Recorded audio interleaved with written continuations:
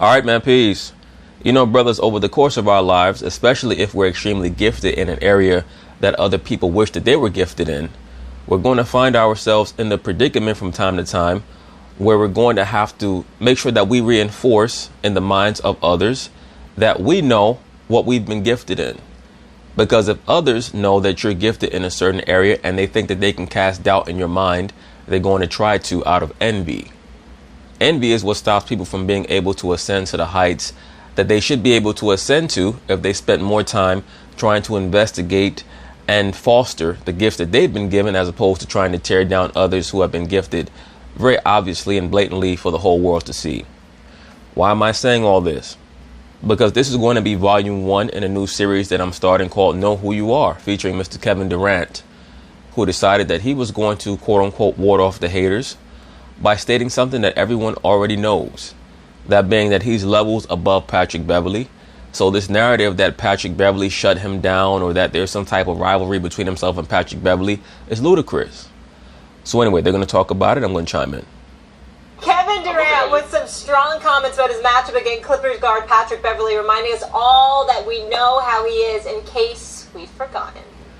As Max Kellerman loves to say so much, sometimes if you don't toot your own horn, there's no one who's going to play the music for you. They're playing a gimmick defense, which has been working, top blocking everything on the perimeter. So guys not even looking at the three-point line. They're just forcing guys inside the three-point line. So for us, when I get the ball in my spots, you know, I got to pass Patrick Beverley, who's up underneath me. Well, I could definitely shoot over the top and score every time if it's a one-on-one situation. I'm not going to get in the way of the game because, you know, I want to have a little back and forth with Patrick Beverley. I'm Kevin Durant. You know who I am.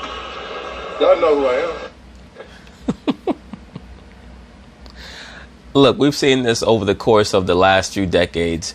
There's always been a great natural scorer, whether it's Michael Jordan or Kobe Bryant or Allen Iverson or LeBron James or whoever. And in the playoff series, there's a far less prominent player, a marginal player or role player per se, who is cast against that star player. And because he has a modicum of success, the media tries to build it up into some type of rivalry. In the early 90s, I remember with Jordan, it was Craig Elo. It was also John Starks. John Starks had about a 2 or 3 year stretch where he was an impact player. But everyone knew that he was nowhere near on Michael Jordan's level. But in the 1993 Eastern Conference Finals, those first 2 games, John Starks had more high impact moments than even Michael Jordan did in those first 2 games. Kobe Bryant, we all know he's had a litany of players claim to be Kobe stoppers, whether it was Ruben Patterson or Raja Bell, etc. With LeBron James, he had his issues with that little miniature guard out there with the Dallas Mavericks, JJ Barea. Issues that he still has not lived down to this day. Stephen Curry in the 2015 NBA Finals, he had his problems with the Aussie that the Cleveland Cavaliers had on their squad at the time. Matthew Dellavedova, I think his name was.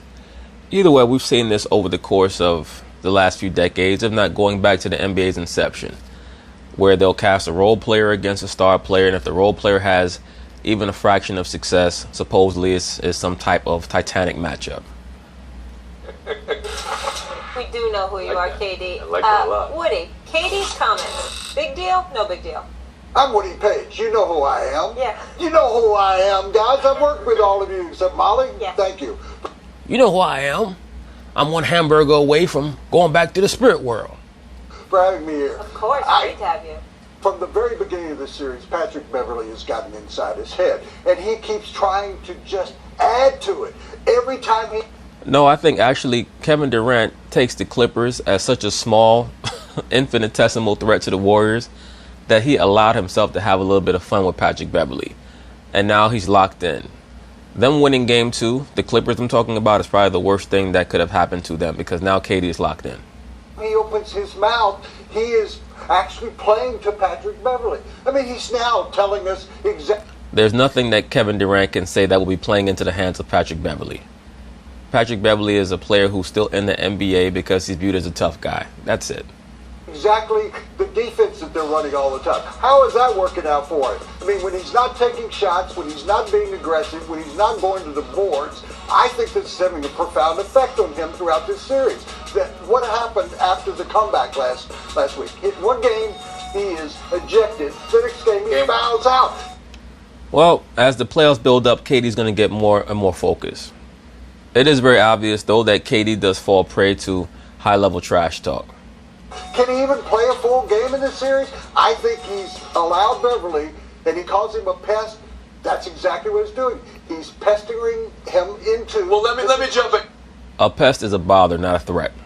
Jump in here for a second, Woody, because I'm familiar with pests, let's just say, okay? And Max and I have muted you about 10,000 times in our history. The idea, there's two things at play here. First off, the breakdown of the basketball I thought was A+. I thought that was great. He said he wants more. Well, it was nice. It was basic understanding, but it just goes to show you how so many of these NBA media people, they follow around these basketball players for 82 games every season, and they still don't know shit. More basketball questions. He gave us more basketball answers right there. I thought that was incredible. I loved how he called it gimmick defense. Guarding the three-point line now is a gimmick defense in the NBA. That's what we've arrived at, okay? No, when KD says that it's a gimmick defense, what he really means is that in the long run, the Clippers know that the scheme is not going to work. The Golden State Warriors know that the scheme is not really going to work. That's what he means when he says gimmick. Okay, thought that was an A+. But what we're witnessing here is the path to self-realization for Kevin Durant. I don't think it's self-realization. I like him saying, you know who I am. But I was never under any question whether he didn't know who he was on the basketball court. I think he knew who he wanted to be on the basketball court. I think this is still static in his head on what's outside the basketball court. And that's what Patrick Beverley's feasting on right now. This is how you have a game where Kevin Durant, fewer shot attempts than turnovers. That cannot happen in the NBA playoffs. Right, but whose fault is that? Is that Kevin Durant's fault? Is that Patrick Beverley's fault? Or is that Steve Kerr's fault? That's the reason why KD started to kind of go back and forth with Kerr through the media. That's his way of saying that I shoot when you tell me to shoot. You can claim that you want me to be more aggressive, but at the end of the day, how aggressive should I be in a 31-point game in the third quarter? Tony, you know as well as I do, this is a carryover from the regular season. You and I talked about it. It's a carryover for his whole career. Yes, but he has really changed into the guy that now is getting ejections, now getting technical fouls, in danger, if they continue to play in the series, in danger of being suspended for a game. This was not his kind of game before. Well, as we all know, Kevin Durant is a mama's boy. He is a bit emotionally unstable, as is Draymond Green, as was Boogie Cousins. Injury has eliminated one of the mama's boys from the equation. Fortunately for Golden State, they run a system that takes advantage of the skill sets of their players to a degree where they're not, or they shouldn't miss Boogie Cousins too much. I think that there are going to be some moments in the next round against the Rockets, assuming that both teams get there, where they're going to wish that they had a Boogie Cousins. But as of right now, just getting back to the point, KD, Draymond Green, they're always going to be a threat to explode. But he has to realize this gimmicky defense is the same defense that Houston ran against him last year because Chris Paul was getting in his face all the time, getting inside his But body, I want to talk to Steve and Mac. Chris Paul tried to guard KD a few seasons ago in the playoffs when KD was still with the OKC Thunder. and Kevin Durant lit Chris Paul up. Max here, okay, because I can't hash this out on Around the Horn. I need to go to a show like First Take where we really open up a bottle and let it breathe a little bit. I think Kevin Durant views himself as the object of other people's sentences and not the subject of his own sentence. This is the first time we heard him say, I am Kevin Durant. Actually did in the third person. 3 people here, I'm excluding you, Molly, comfortable speaking about themselves in the third person. Did you hear Kevin Durant as an alpha apex predator yesterday, or did you hear him yesterday as a guy who wanted to be thought of as that? I see him as a person who's ready to sprout his own wings, per se, as a young lion who understands that his mane is fully grown in and he's ready to go find his own pride. As of right now, his father is still tolerating him as a member of his current pride, but he knows that he's ready to go find his own pride. That's how I take his comments as signifying. I understand why you asked that question. It occurs to everybody when they watch the video. I loved what KD did yesterday because of what you identified earlier. So a lot of times we do this armchair psychologist, hand-wringing stuff like I always bring up. Well, if you guys are going to have a 2-hour show talking about athletes, of course you're going to get into the psychological aspect. because what truly interests people is what motivates great performers to perform well in clutch moments. So therefore, you are going to have to delve into the psychological aspect. Bring up about Russell Westbrook. If Russell Westbrook shot 35% for his career, 38% from three, there wouldn't be any armchair psychology because they just win because he hits more shots. Great point, Max Kellerman. If a woman had a penis, she'd be a man. What's next? I think a lot of that is what's going on with KD now. We've seen him go from an insecure kid, and he's still not perfectly comfortable in his own skin, but much more so, I think, than he used to be. I'm not quite sure if there's anyone on the planet Earth who's perfectly comfortable in their own skin 100%. That's a part of life. That's a part of growth. To a man who is now trying to assert himself, and he's saying, look, ask me basketball questions. And when they did, He was great. he gave them basketball That was the answers. best basketball answer of the season. When he says, you know who I am, I'm Kevin Durant. He's talking about himself in the third person. You're like, the question is he puffing himself up? Is it an ego? Is it a bluff, kind of? Is he peacocking? I think he's really just breaking it down. He's like, come on, you can't stop me one-on-one. You don't really think Patrick Beverley can stop me? It's not that I'm playing him one-on-one. There's help coming. He's just kind of pointing it out. I love that, KD. It's not perfect, but it's a huge improvement from what we've seen in recent years. That kind of answer. I agree with you, Max. And here's the deal. I think we need to be incredibly, incredibly careful about being ultra critical about Kevin Durant with these words. The reason I say that is because he gave you what we salivate. What we asked for. I agree. Kevin Durant sat down and he gave people a lot of X's and O's and insight into the approach that someone of his caliber would have going against an opposing team's defense, which you almost never hear players do.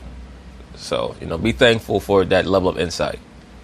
And they've asked for decades. every athlete. I mean, to break down exactly what's going on. Purely basketball talk here. The level of appreciation that I have for what he broke down, I cannot say enough. Because when he's talking about a gimmick defense, he's basically saying, listen, he's going to come at me, he's going to try to agitate, irritate me, whatever. But he got help in the paint. So he knows there's a limit to where I can go because there's somebody waiting there for me. Not to mention the fact that this is basketball, so I'm going to make the right play. I'm going to make the pass. I'm going to do what I'm supposed to do. So this is... Once again, gimmick defense just basically means like putting duct tape on a motorboat. You know that shit is not built to last, but you're hoping that it'll get you across the river. KD is saying that the Clippers and the Warriors know that defense is not going to be effective in the long run. And for the most part, players feel like any defense is gimmicky when they're not going to play them straight up and stop them straight up. So this is what he's talking about. That's his thinking, that's his mindset. And if you notice, whether you agree with him or not, it is consistent with who he has been. Because religiously, we've looked at Kevin Durant and we've said this is one of the elite scorers the game has ever seen. He can take over whenever he wants offensively. So why doesn't he do it? Why won't he be more aggressive? We've asked him for the same reason why he's been predominantly a perimeter player over the course of his career, but he's shooting about 49-50% from the field. It's because he utilizes discretion. He's not Kobe Bean who's going to go out and try to shoot 30-35 times no matter how the defense is playing him, believing that he's going to grit his teeth to a victory. That's why he's so proficient. That's why he fits into every team and every offense. Those questions about him in the past. So he's breaking down, and the level of reticence that he may have echoed, the reticence that he may have echoed is consistent with his personality. Having said all of that, this is my last point. All you have to do is understand this. Here's where Kevin Durant is wrong. There are moments where that don't matter. I agree with that. That's the best point that you've made thus far. There are moments where you have to break the matrix, you have to break the system, and just take over. There are moments where we're struggling, we're losing this lead, we got to stop the bleeding, Absolutely. Move the hell out the way. Yeah. And he didn't do that. So I appreciate the explanation. Well, no, he did. Right. Real quick, Woody. Right. He did, because all of that explanation led to him saying, I know Patrick Beverley's going to come at me and be the pest. That's how he feeds his family. But then when I'm giving it back to him, don't throw me out the game. Yes. Kev is basically saying that the referees took him out of his rhythm. He was unable to establish an offensive presence because of what the referees would not allow. But, to Stephen A's point, basically Stephen A is saying that you can't use the system excuse every time something happens. Every great player knows that there reaches a moment in the game where they're asked to take over the game, and utilize their singular talents to help the team overcome a certain obstacle. Let us play. He's saying he wants to take those moments and do his thing, but when he tries to assert himself, he's getting. But he knows they're not going to do that, Max, because of all the technical fouls he had this year. Because he's been complaining about that all year. So you know the referees ain't going to do it. So why bring it up? Right. Not quite true, Stephen A. Smith, because he brought it up, and we saw a difference in the officiating in Game 3. In Game 3, they allowed Kevin Durant to seek out his positions on the floor in the half court, and he was able to dominate because of it.